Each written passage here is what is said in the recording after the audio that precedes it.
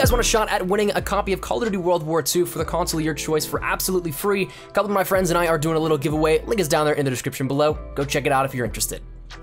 So admittedly, we're gonna put on our conspiracy theory hats here at this one, and while it might be something that a lot of people just expect at this point, I wanna take a look at something that may have actually been unintentional to confirm the idea of a nuke streak within Call of Duty World War II. Now, this is something that we've seen countless times throughout various different titles, that being such things like the Nuke, the Moab, the Chem Strike, the Deatomizer, the DNA Bomb, things like that. We've seen streaks like this for a long time, but with absolutely no indication of this thus far within World War II, a lot of people have been speculating, will it be there, will it not be there? And so I think we might have actually gotten a decent little tip-off to the idea of this as of recently. So that said, today we're gonna be once again taking a deep dive into it and maybe thinking too far into it, but nonetheless, I think it's something to take into consideration. So firstly, before we get into this additional information, what we already knew was that there was going to be a medal system in World War II, but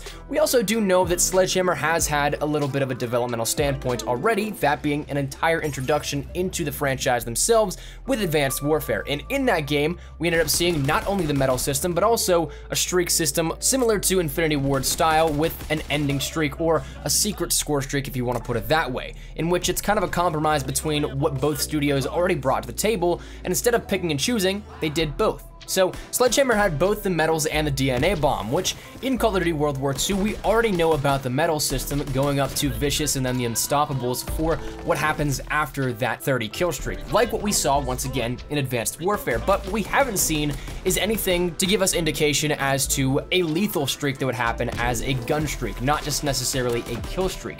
But with this, we also might have gotten a little bit of a heads up as of recently, because my good friends in Control Freak actually put out a brand new product, that being entitled the Atomic Thumbsticks, which, by the way, if you want to pick up a set for yourself, you can get 10% off an order with the code ESPRESSO at checkout. But all cheeky plugs aside, the release is rather intriguing. So hear me out, because again, this sounds absolutely crazy if you think about it on a top level, just taking it at a glance and everything like that. But what we have to realize is that Control Freak is embedded within Call of Duty. It's something that Call of Duty and Activision have brand deals in which they have sponsored things. They've had the Infinity Ward, Zombies and Space Lane Control Freaks, they had the Black Ops 3 Control Freaks, and as of recently, they even had a World War II Heritage Edition Control Freak set. So that said, this is something where they do these brand deals, these marketing campaigns, to be able to not only promote their thumbsticks, but also to promote the game in which they are dealing with here with this. And they usually coincide with the announcements or the release of whatever product they are in partnership with at that point in time. And as of recently, once again, recalling that Heritage Edition of the Control Freaks, this is actually something where they maybe inadvertently confirmed the World War II setting before it was ever actually officially announced. So if you want to flash back to your minds and the promotional material and everything that was going around the time in which a bunch of leaks came out with what we saw the first initial posters for Call of Duty World War II back in the earlier portions of this year, it was something where about a week to maybe about 2 weeks, Control Freak put out an edition called the Heritage Edition of Control Freak Thumbsticks. And as such, this got everybody thinking, what if it actually is World War II? What if these leaks that we're seeing that may be a little bit early, maybe a little bit out there, what if they do tie in with this Heritage Edition of Control Freaks? And whether planned to release before the announcement or not, or if it was an honest mistake, who knows, but lo and behold, about a week or so afterwards, we got the official confirmation and the tie-in with World War II for that brand deal and the Control Freaks of that special edition. So if you can tell where I'm going with this release of the Atomic Thumbsticks may coincide with something that we've yet to see in Call of Duty, but may actually still be there coming up. And what I'm getting at is the atomic bomb, because that was something that, of course, was a major portion to the ending of World War II, and of course, is something that is still thematically accurate with what we'd see in a World War II game. Now, the only difference if this were to happen was that a lot of this game, if not all of it, focuses more so on the European theater. We haven't had any information or anything given to us that would indicate otherwise that we'd be seeing anything on the Pacific front,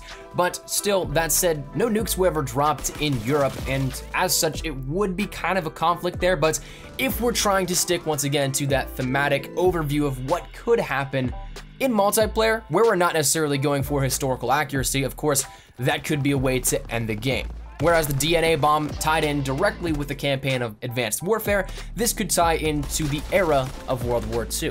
So that said, let me know your thoughts down there in the comment section down below, because it's something that I totally was blown back by whenever I heard this theory, which was proposed to me by Apollo, who I co-run Carnage with, but I heard this and I was blown away, because whether or not it is something that is a direct marketing tool for this, it's just interesting the time frame and how it all kind of lines up with what we've seen previously. Once again, either it's insane coincidence or something that could entirely hint towards this coming at the launch of the full game. But nonetheless, I'd love to get your thoughts and feedback down there in the comment section down below. So make sure you drop your thoughts. Do you think this is a direct marketing tool? Do you think it's coincidence? Do you think it's something that won't happen? Whatever it may be, let me know down there in the comment section down below. But hopefully you guys enjoyed, and if you guys did, make sure you drop a like down below. And of course, if you guys aren't new to the channel, make sure you guys subscribe to stay up to date with everything we have here regarding World War II. We're gonna be killing it going into the content here, moving over into the full launch. So if any of it interests you, make sure you hit that subscribe button so you don't miss a beat. And finally, if you guys want to follow me over on Twitter, that's the best place to get connected outside of YouTube. I practically live on Twitter, so if you guys want to check out a conversation, ask me a question, whatever it may be, link is down there in the description below. But all that said, now to the way, hope you guys have a fantastic day. Thanks so much for watching. Mine has been Espresso. Take care, and peace.